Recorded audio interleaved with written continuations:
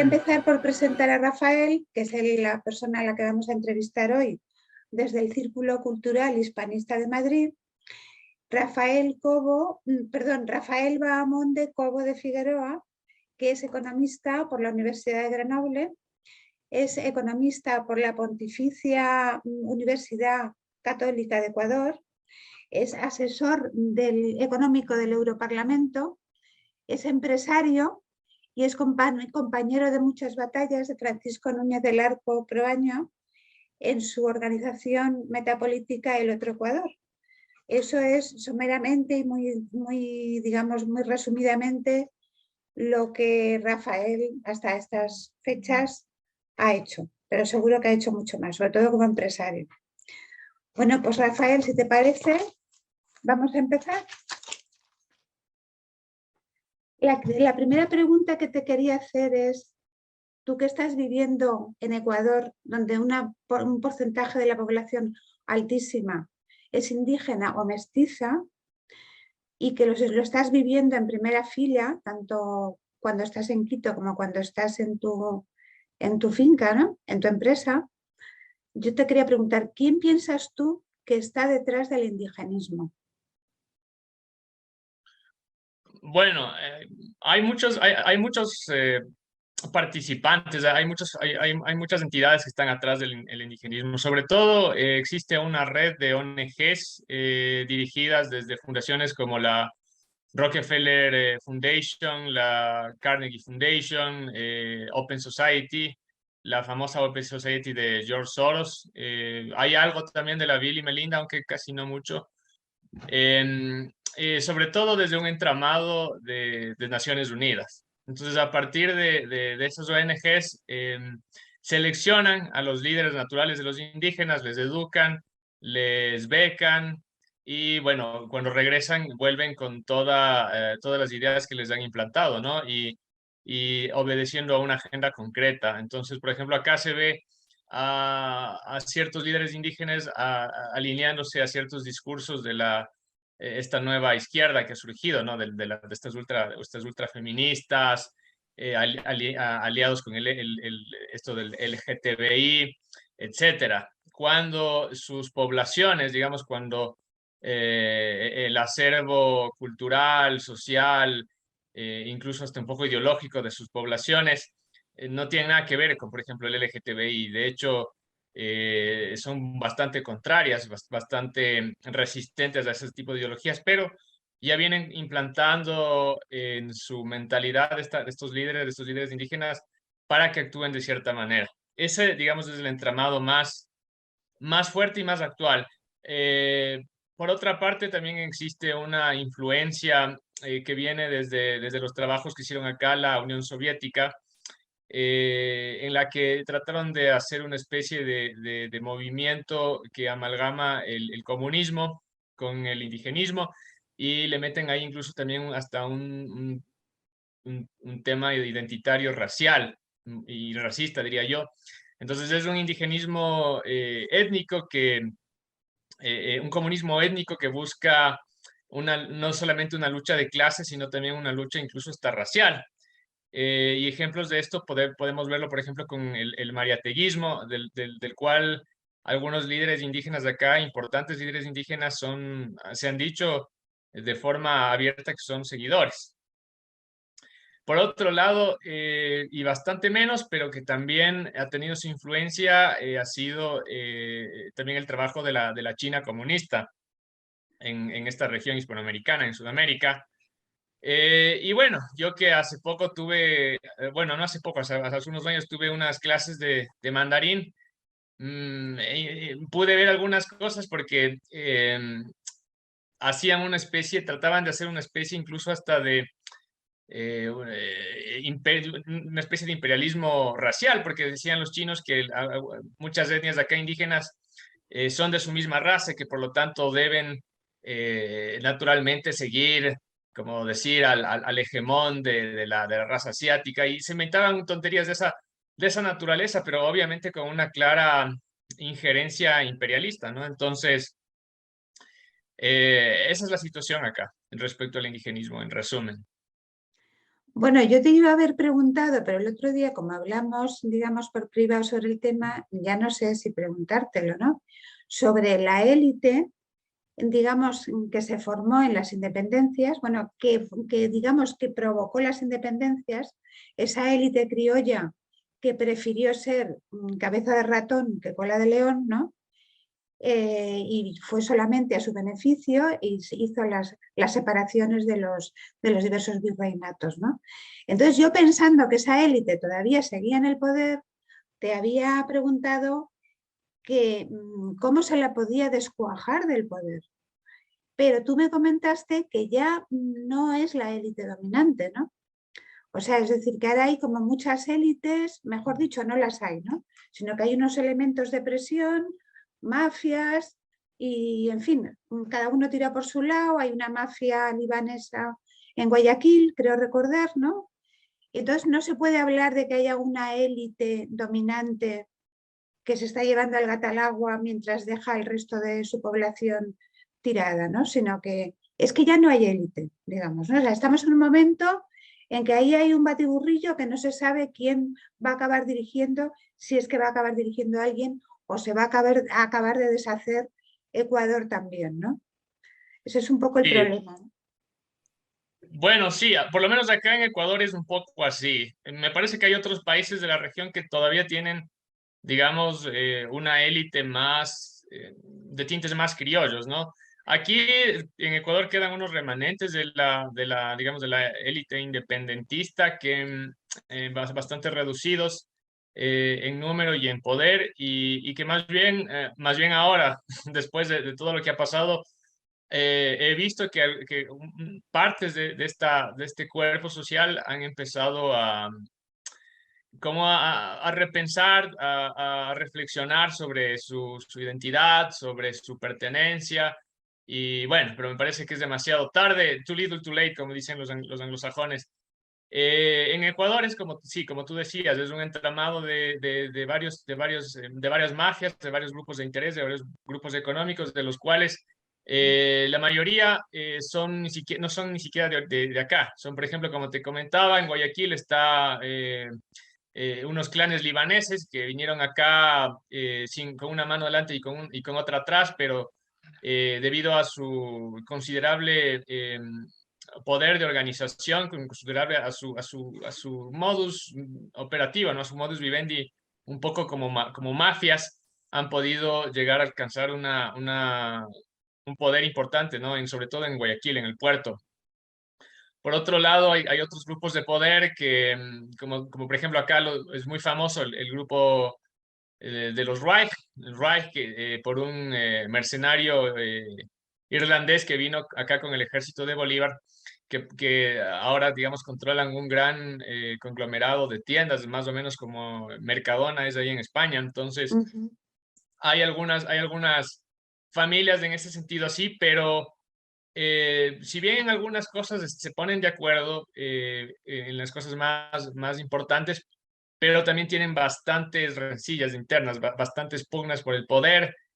Una facción controla a unos políticos, otra facción controla a otros políticos y están en una pugna constante. Entonces, no hay como no es una capa, no es una capa monolítica, sino que son mafias que se pasan la vida luchando por mantenerse en el poder. Uh-huh. Bueno, pues eso a lo mejor nos daría una oportunidad a los hispanos, ¿no? Puesto que no hay una élite autoconsciente, como se dice de la élite inglesa, ¿no? Yo lo que te quería preguntar también es, tú acabas de decir que también hay presiones pro indigenismo de los rusos y de los chinos. Y yo te quería preguntar, ¿qué pintan los rusos ahí? Porque los rusos tienen en su país más materias primas de las que se pueden comer. Es decir, con Siberia tienen petróleo y todo tipo de materias primas que podamos pensar para siglos y siglos, porque su población es de unos 150 millones de habitantes, ¿no? Entonces, ¿por qué hacen eso los rusos? ¿Cuál es su objetivo de malmeter, digamos, con el indigenismo en Ecuador? Que se pueden malquistar al resto de los países hispanos, que también lo están haciendo, ¿no? Y también se pueden malquistar a España. Bueno, a España no es difícil porque tenemos unos dirigentes que ya van en contra de ellos, ¿no? Pero vamos, ¿cuál es el juego de Rusia? ¿Por qué hacen eso? Sí. Bueno, antes un poco complementando la pregunta anterior, me parece que frente a ese caos, digamos, frente a esa lucha intestina constante dentro de cada una de las naciones hispanoamericanas, se puede crear, digamos, primero una escuela de pensamiento, un, digamos, un movimiento filosófico, un ¿No? movimiento de ideas que rescate muchas nociones que son naturales, que rescate nuestra identidad, que rescate Perdona nuestra que te historia. interrumpa un momento. Tú sabes que en España se creó en época de Aznar, pero de acuerdo a todos los partidos políticos, un think tank que se llamaba Real Instituto Elcano y que está completamente dominado por los ingleses. Y Sí, sí, nunca, sí. nunca habla de Hispanoamérica ni la estudia para nada. En fin. Sí, está totalmente dominado por los ingleses. Lamentable, pero bueno, si es que hubiera una entidad, digamos, en ese sentido que haga lo que tiene que Algo hacer, parecido. no sería muy difícil, o sea, obviamente sería difícil, ¿no? Pero no sería imposible y empezar primero con un movimiento de las ideas, un movimiento filosófico y después con unas ideas claras, un norte bien claro, se puede Y un plan pensar estratégico. en crear, perdón. Y un plan estratégico, ¿no? Claro, un plan estratégico pensar en crear ya un movimiento transcontinental, ¿no? Con una identidad clara y con un objetivo claro, que la verdad es bastante posible. En el mundo de la política me parece que existe una similitud con la evolución, digamos, con la teoría de evolución, pero no de la forma reactiva que plantea Darwin a la teoría de la evolución, ¿no? Que las especies se adaptan al ambiente y la que mejor se adapta es la que sobrevive. Me parece que en el mundo de los hombres, en la política, es una evolución proactiva. Es aquel que puede dominar a su Que entorno y cambiar a piensa. su entorno a su voluntad para medrar y para que medre su grupo, su casta, su raza, en fin, su imperio, es aquel que puede, es aquel que va a llegar a la hegemonía, y eso es lo que ha pasado a lo largo de la historia, ¿no? Y esto nos conecta con tu pregunta sobre los rusos. Bueno, los rusos hay que entender, según mi parecer, no son lo que eran antes. O sea, una cosa es la Unión Soviética, que era el superpoder que se oponía al occidente. Mm. Ahora es un país importante, es un núcleo geopolítico importante, pero regional. No es ni de lejos lo que era antes. Es un país que me parece que tiene el mismo PIB que España. Entonces, Debe ser eh, más, ¿eh? A lo mejor lo tienen un poco escondidito. y pues sí, seguramente. Pero bueno, lo que buscan acá es tratar de mantenerse, o sea, a mí me parece que tras Yeltsin o con la venida de Yeltsin lo que querían hacer con Rusia era balcanizarle. Y fue Putin el que pudo salvar a Rusia de la balcanización. Y de hecho lo que hizo Putin es justamente crear una especie de nueva élite, porque él puso, digamos, en posiciones económicas de poder y políticas de poder a la casta militar, a los como él mismo, un ex agente KGB. Entonces son empresarios y políticos, pero que antes eran ex agentes del KGB, ex militares, entonces gente bastante formada, gente con, digamos, no es cualquier gente.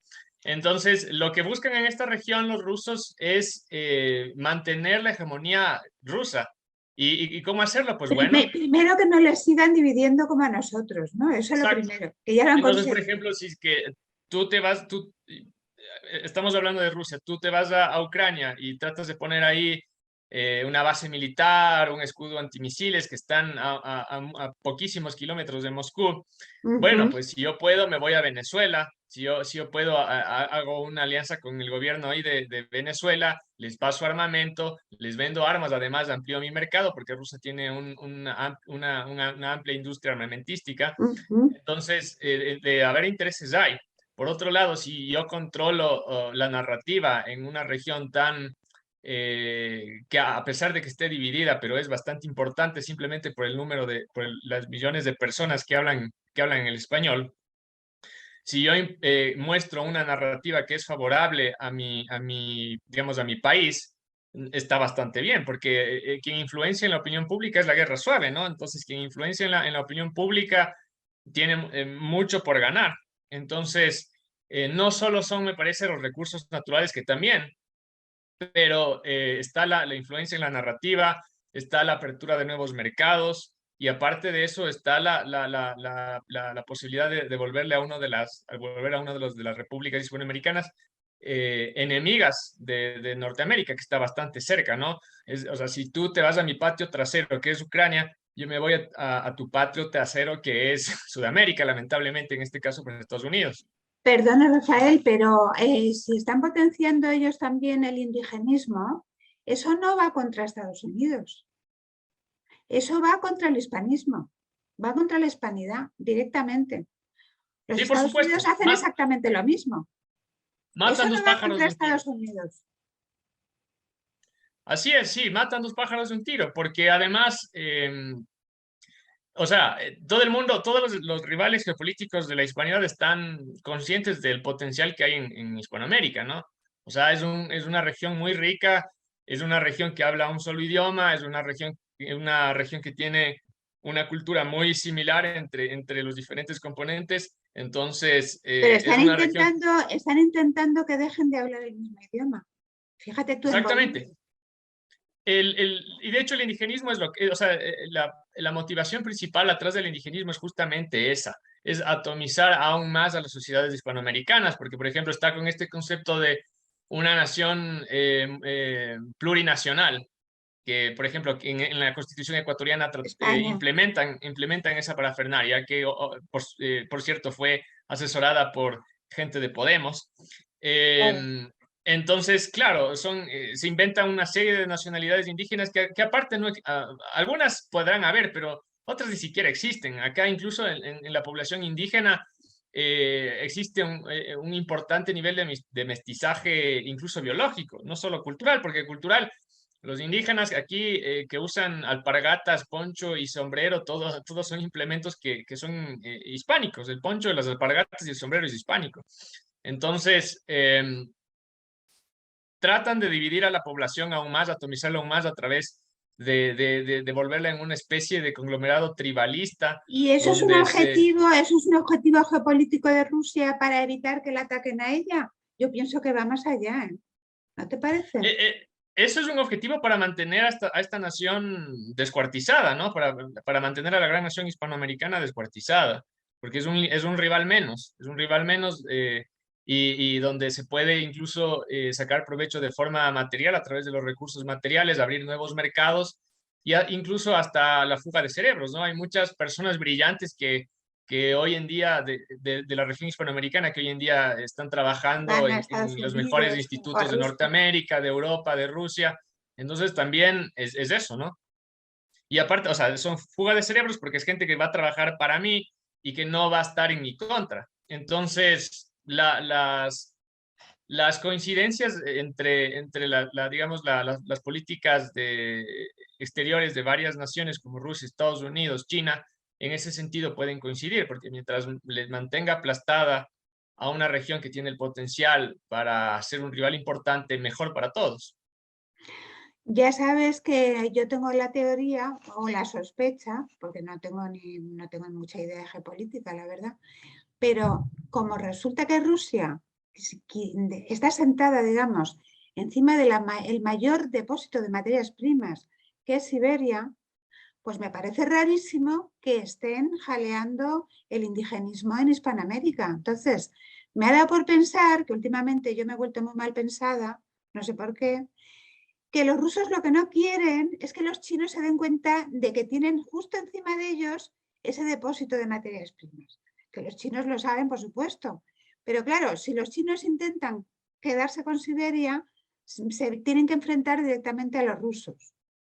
Entonces, Rusia, para evitar eso, yo creo que es por eso, por lo que está deshaciendo Hispanoamérica, para permitir que China se lo pueda quedar o depredar. sea, China necesita materias primas, todas las que hay en el mundo a lo mejor le faltan todavía. Entonces, China no puede entrar fácilmente en Hispanoamérica por razones de idioma. Pero Rusia ya entró en su día a través de Cuba. Entonces, no entra Rusia directamente, entra Cuba.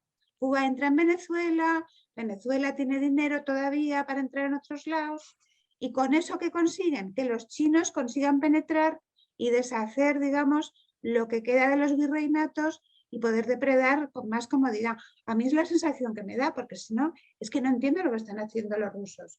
Porque los rusos deberían de decir, para que no nos coman los anglos, vamos a ver si encontramos aliados por ahí. Hombre, pues mira, tenemos a los hispanoamericanos, que ya nosotros somos muy amigos de los cubanos y de los venezolanos. Vamos a hacer si hacemos bloque con estos. Pero no lo hacen, lo que hacen es intentar deshacer todavía más. Bueno, pero esto es un rollo mío, ¿vale? Que estoy yo dándole vueltas a eso y no tengo pruebas ni nada, ¿no? Pero voy mirando, ¿no? Entonces, lo que yo te quería preguntar es, bueno, porque claro, aquí hay una serie de bloques que ya están formados y que entonces se pueden autodefender o incluso hacer alianzas entre ellos, ¿no? Como es el de los anglosajones, que yo ahora diría que es Estados Unidos, Canadá y Australia. Fíjate tú cómo han protegido a Australia frente a China. Luego está el de los chinos, que ellos solitos son un bloque, el de los rusos y sus antiguos países de la Unión Soviética, que más o menos forman un bloque, más o menos, ¿no? ¿Y a quién pueden depredar? Porque necesitan depredar, por lo menos los chinos, ¿no? Pues pueden depredar a los que están deshechos, a los africanos, que nunca han tenido unidad, a los hispanoamericanos, que la perdieron hace 200 años, y a los europeos, que tampoco la han tenido nunca. ¿Y qué está pasando? Que están invadiendo. Bueno, y luego Estados Unidos está bastante mal, está bastante tocado. Vamos a ver cómo acaba el tema en Estados Unidos, ¿no? Entre los demócratas y los republicanos y los de la Constitución del 770 y no sé qué, y los que son aliados de China y los que no son. Estados Unidos está al borde, quizá, de una guerra civil. Entonces también se lo pueden plantear, ¿no? Pero aquí, como dice Marcelo Gullo, aquí hay que aprovechar la oportunidad de todo este lío que está habiendo para intentar nosotros formar un bloque antes de que se nos coman también. ¿No te parece? Sí, sí, claro. Y bueno, de hecho, también habría que tomar en cuenta otros factores. Por ejemplo, el hecho de que existen ya capitales financieros que, bueno, son de hecho, por ejemplo, BlackRock, que es un hegemón de capitales que, digamos, Es dueño de tiene todo. más riqueza que la mayoría de los PIBs de la mayoría de los países del mundo. De hecho, los únicos países que tienen un PIB más grande que BlackRock es China y Estados Unidos. El resto, bueno, entonces son esos intereses también, porque, a ver, atrás de China hay muchos intereses globalistas, hay muchos Claro. capitales financieros transnacionales, está Silicon Valley. China no hubiera podido llegar al nivel que ha llegado digamos, de No hubiera avance sido porque es tecnológico. la herramienta de los poderes globalistas. A China le pasaron tecnología, le pasaron dinero. China es el producto del globalismo. Y hay, de hecho, en el mismo Partido Comunista hay facciones que están a favor, digamos, de esta alianza con los capitales financieros internacionales y otras están en contra. Entonces, hay que tomar en cuenta también eso.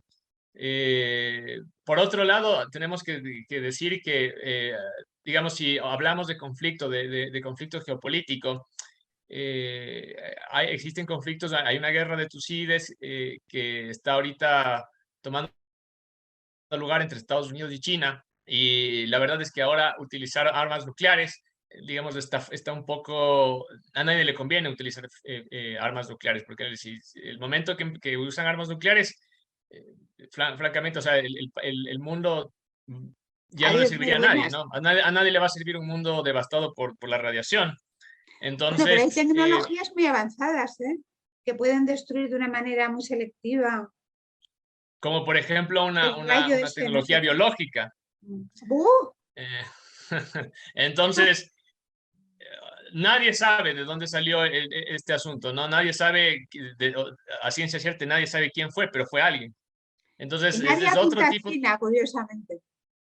la que más ha resultado beneficiada de esto es China, por supuesto, y el que Claro, más sí. ha resultado perjudicado ha sido Estados Unidos, porque no olvidemos que Sí, incluso sí, está muy tocado, ¿eh? eh, el tema este de lo que estamos hablando hizo que perdiera Trump. Si no hubiera sido por eso, Trump hubiera ganado la reelección y otra hubiera sido la historia, ¿no? En Estados Unidos la descomposición social se hubiera de alguna, o por las buenas o por las malas, hubiera parado las políticas que estaba tomando Trump en contra de China y, digamos, alrededor del mundo hubieran mantenido su curso. Entonces, esta cuestión también hay que tenerla en cuenta. Pero y hablando esto de los hegemones geopolíticos, entonces tomando en cuenta que existen grandes capitales como BlackRock, Vanguard y Vanguard, que están atrás por lo que se ve de casi del todo. desmantelamiento en Estados Unidos del fortalecimiento en China, y tomando en cuenta que esta nueva forma de hacer guerra es algo que estamos ya viviéndolo de forma muy suave, pero que nadie quita que sea simplemente la antesala para algo más fuerte. La región hispanoamericana tiene, según lo veo yo, una gran oportunidad, porque mientras los pesos pesados del mundo están luchando por la supremacía, Hispanoamérica tiene la oportunidad de empezar a unir lazos, de empezar a verse como una región que por, digamos, una cuestión natural, lo más coherente y lógico es que se unifique, ¿no? Es que empiece a abrir mercados, empiece a plantearse un mercado común, una estrategia de industrialización regional y, bueno, surgir de esa manera. Pero para eso, eso no va a poder ser porque los gobiernos, digamos, de cada república hispanoamericana son gobiernos títeres, ¿no? Son Como chusma que está todos. puesta ahí de esclava ante estos grandes poderes regionales, o más bien dicho, mundiales. Entonces, la única opción que se tiene en ese sentido es simplemente, como te decía, volvemos al principio, generar un movimiento filosófico de ideas, un movimiento metapolítico con objetivos claros y alrededor a ese movimiento, esas ideas, Una gran plantearse ya difusión también, ¿no? algo político. Ujú. Bueno, pues creo que ya estamos llegando a la media hora, que es lo que teníamos previsto para grabar, ¿no? Pero yo creo que ha quedado claro cómo lo ves y cómo y las cosas y los pasos que habría que dar, ¿no? Y por último te quería preguntar, ¿qué piensas sobre el concepto de hispanidad de Ramiro de Maeztu, según el cual para la hispanidad todos los hombres son iguales? Porque lo digo porque como ahora están acusando de que los pobres indígenas que los han maltratado y no sé qué, no sé cuántos, y a mí me parece que eso en Hispanoamérica habrá pasado en algún caso, pero vamos, es que no tiene nada que ver con lo que pasó en Norteamérica, donde ya casi no quedan indios porque se los han cargado a todos, ¿no? Entonces yo creo que es importante distinguir un poco que el indigenismo no tiene mucha razón de ser o no debería de tenerlo. Y habría que plantearse qué hay que hacer para que ese indigenismo no tenga razón de ser en el futuro, porque haya verdaderas oportunidades para las poblaciones indígenas, ¿no? Es decir, ¿tú no piensas que desde el punto de vista hispanista, que siempre ha sido católico, eh, el indígena es una persona como cualquier otra y tiene los mismos derechos y el mismo tamaño personal que cualquier otro? Y que esta es una gran fuerza de la hispanidad que había que poner en valor. No sé. Claro, bueno, lo que ha triunfado en ese sentido simplemente es la propaganda, ¿no? Porque de hecho, a ver, existen dos cosmovisiones, digamos, para la cuestión que nos planteas. La cuestión es que, digamos, desde la cosmovisión tradicional católica hispana que vino acá a ser imperio, eh, justamente es como dices tú, venía desde esa concepción cristiana de una igualdad del ser humano ante la divinidad, y por esa razón, sobre todo de parte de la reina Isabel, que era digamos una mujer súper pía, incluso llevó a hacer un cónclave para determinar ¿qué hacemos con los indígenas, no? Entonces, se llega obviamente a la conclusión de que son seres humanos como tú y como yo, y que por lo tanto no se les puede esclavizar, no se les puede humillar, y hay que tratarlos con dignidad. Esa es la concepción tradicional católica que vino a hacer imperio acá. Por otro lado, no te olvides que también la colonización de Norteamérica y del resto de partes del mundo, en Asia y en África, vino mucho después, vino muchísimo después. Vino después de la Revolución Francesa, vino después digamos, Sí, en el, 1800. sí, vino A partir después de de esa 1800. revolución, de esa revuelta filosófica y metafísica que fue la Ilustración. Y con la Ilustración hay un cambio, y aquí el cambio que nos compete es que se ve, digamos, una desigualdad entre los hombres, ¿no? Entonces, para digamos, los grandes imperialismos europeos del siglo XIX, las razas a las que estaban colonizándolos eran seres inferiores, y por el hecho de ser inferiores no tenían los mismos derechos, ¿no? Y entonces, bueno, con una concepción, con este tipo de concepción, era mucho más fácil hacer lo que hicieron, que, bueno, eran en muchos casos, y ahí sí ya fueron genocidios, porque fueron matanzas planificadas para desocupar unas tierras y colonizarlas, y poder colonizarlas. Entonces, son dos concepciones muy diferentes. La una es una concepción cristiana tradicional católica, y la otra concepción es una concepción iluminista nacida de la Revolución Francesa, ¿no? Como te digo, bajo la cual habían hombres Racista, ¿no? de intelecto y de raza superior, y de intelecto y de raza inferior. No, y Mm. por ejemplo, hay que leer por ejemplo, a Robespierre o a Rousseau, porque hay algunas, algunas frases que tienen ellos sobre los africanos, etcétera, ¿no? Entonces, Bueno, la gran rebelión de los esclavos en Santo Domingo, ay, mejor claro, dicho, en Haití, se produjo en época de Napoleón, creo. Es decir, claro, fue claro, después de la Revolución Francesa. así fue, Acabaron los esclavos negros hasta el moño de sus señores revolucionarios, ¿no? así fue, Y tuvieron exacto. que huir los franceses a la parte española, ¿no? Claro, los que sobrevivieron, Los que porque, bueno, sobrevivieron. claro, Y muchos luego pasaron a Cuba también.